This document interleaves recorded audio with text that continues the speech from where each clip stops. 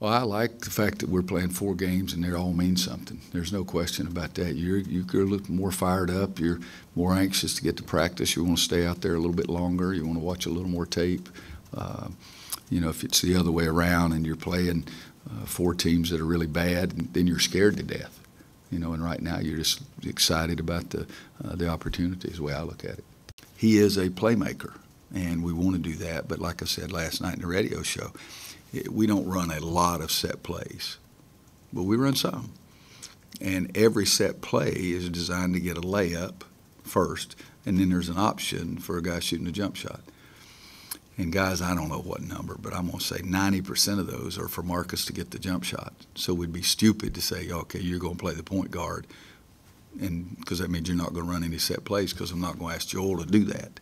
Early in the game, first 10 minutes of the game, Marcus was just all over him, and he banked it in from the foul line. I don't think Cat really intended to bank it in, and the defense was great, but he still made it. And second half, we did try to run fresher people at him to try to do that. But after that game, the next 3 or 4 games, everybody tried to run fresh people at him too, and he got 700 or whatever the next 3 games.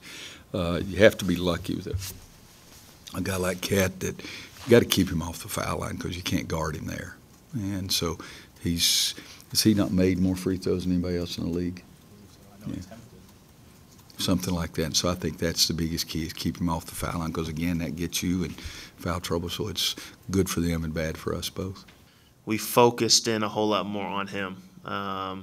He likes to come off ball screens a lot, so I think the biggest thing for us was making sure that the big stayed until the guard got back to him, not letting him, get into space. Whenever he gets into space, that's whenever he's the best. So, I think Joel did a really good job. Nate, Marcus, all the point guards did a really good job on him. But I think our bigs did a pretty good job as well playing the ball screen that game.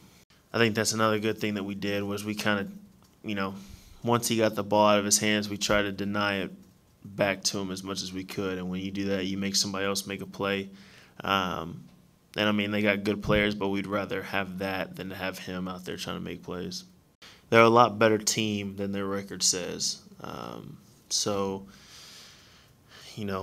think Coach said that they got 24 points off offensive rebounds last game. Little things like that show that they are a good team. Plus you add in there that they're one of our rivals, and we're going to be at their place. So we can't go in there taking anything for granted, that's for sure.